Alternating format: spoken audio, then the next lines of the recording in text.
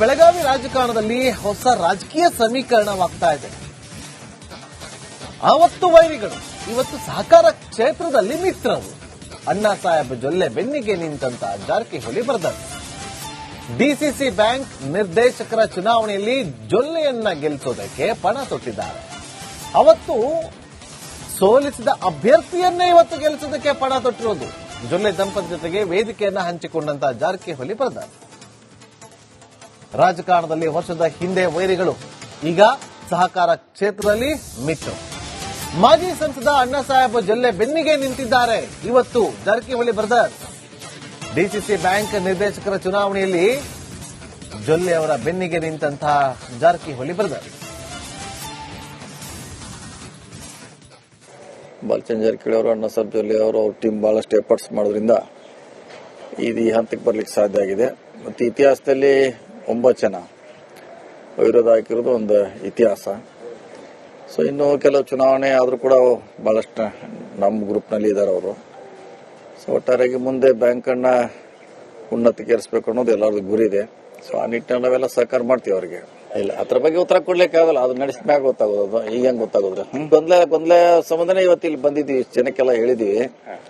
ನಾವು ಅಣ್ಣಾ ಸಾಹೇಬ್ ಜೊಲ್ಲೆ ಜೊತೆ ಇದ್ದೀವಿ, ಮುಂಚೆನೂ ಹೇಳಿದ್ವಿ, ಇವತ್ತು ಕೂಡ ಅದನ್ನ ಹೇಳ್ತೀವಿ. ಅವ್ರು ಹೇಳಿರ್ಬೋದು ಬೇರೆ ಯಾವುದೋ ಸಂದರ್ಭದಲ್ಲಿ ಕಾರಣಕ್ಕೆ. ಈ ಚುನಾವಣೆ ನಾವು ಗಟ್ಟಿಯಾಗಿ ಅವ್ರ ಜೊತೆ ನಿಲ್ತೀವಿ, ಅವ್ರನ್ನ ಆಯ್ಕೆ ಮಾಡುವಂತ ಜವಾಬ್ದಾರಿ ನಮ್ಮ ಮೇಲಿದೆ ಅಂತ ಹೇಳಿದೀವಿ. ಇವು ಕೂಡ ಅದನ್ನ ಹೇಳಿದೀವಿ, ಮತದಾರ ಕೂಡ ನೇರವಾಗಿ ಹೇಳುವಂತ ಪ್ರಯತ್ನ ಮಾಡಿದೀವಿ. ಬಾಲಚಂದ್ರ ಜಾರಕಿಹೊಳಿ ಅವರು, ಅಣ್ಣಾ ಸಾಹೇಬ್ ಜೊಲ್ಲೆ ಪಾನಿಯಲ್ಲಿ ಬಹಳಷ್ಟು PKP ಸೊಸೈಟಿ ಅವರು ನನ್ನ ಜೊತೆಗಿದ್ದಾರೆ ಮತ್ತು ಮೋರ್ ದೆನ್ 75% ಈಗಾಗಲೇ ಇದ್ದಾರೆ. ಅವ್ರ ಕಡೆ ಇದ್ದವ್ರು ಕೂಡ ನಮ್ಗೆ ವೋಟ್ ಮಾಡ್ತೇವೆ ಅಂತಂದರು. ಗೆಲುವು ನಿಶ್ಚಿತ ಅದ. ಅದ್ರ ಚುನಾವಣೆ ಆಗಬಾರ್ದಿತ್ತು, ಆಗ್ತಾ ಇದೆ. ಅದಕ್ಕೇನು ಯಾರೇನು ಮಾಡೋಕ್ಕಾಗಲ್ಲ.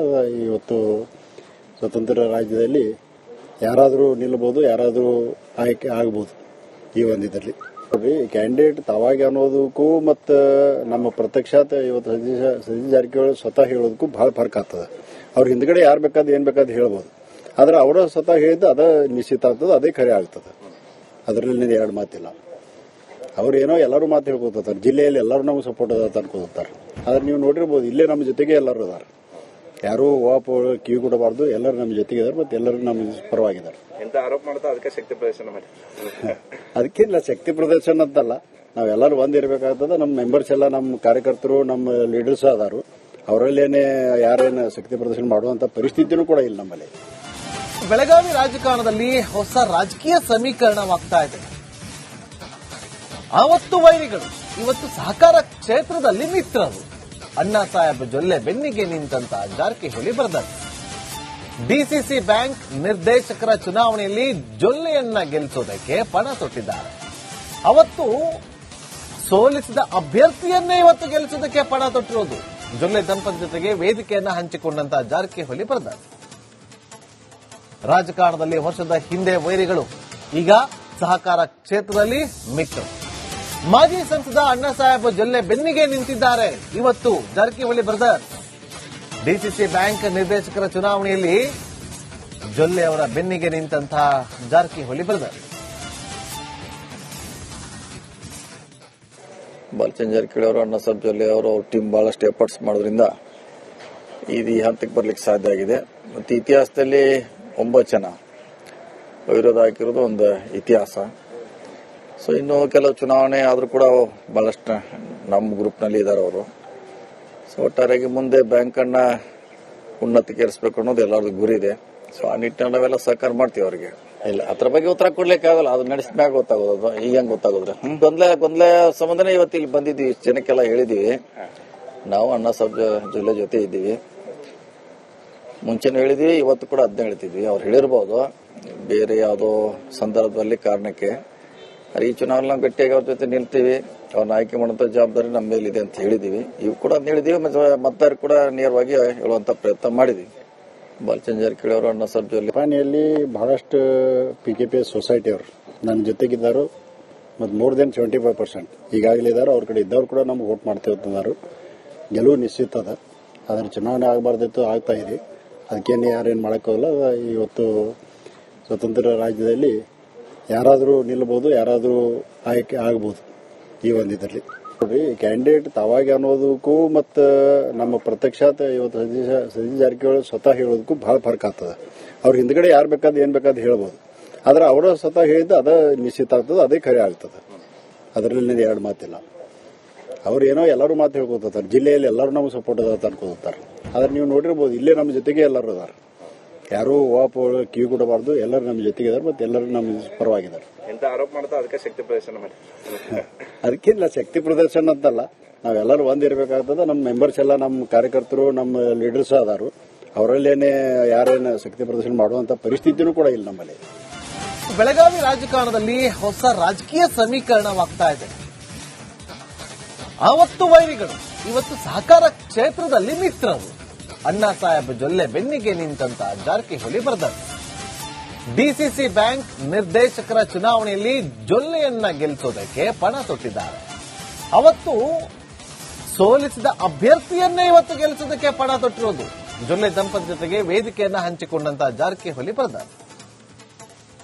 ರಾಜಕಾರಣದಲ್ಲಿ ವರ್ಷದ ಹಿಂದೆ ವೈರಿಗಳು, ಈಗ ಸಹಕಾರ ಕ್ಷೇತ್ರದಲ್ಲಿ ಮಿತ್ರರು. ಮಾಜಿ ಸಂಸದ ಅಣ್ಣಾ ಸಾಹೇಬ್ ಜೊಲ್ಲೆ ಬೆನ್ನಿಗೆ ನಿಂತಿದ್ದಾರೆ ಇವತ್ತು ಜಾರಕಿಹೊಳಿ ಬ್ರದರ್.